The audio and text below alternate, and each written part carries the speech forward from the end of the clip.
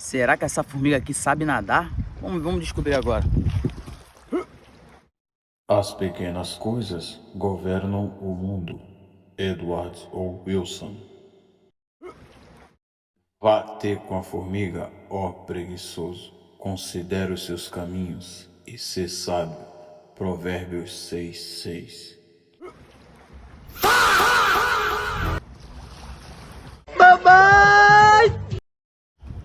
Não, melhor. Desculpa, minha parceira. Tamo junto. Foi mal. Viu? Deus tem um jeito de falar com qualquer um, parceiro. Independente de qualquer coisa. Vamos respeitar a natureza, porque as pequenas coisas movem o mundo.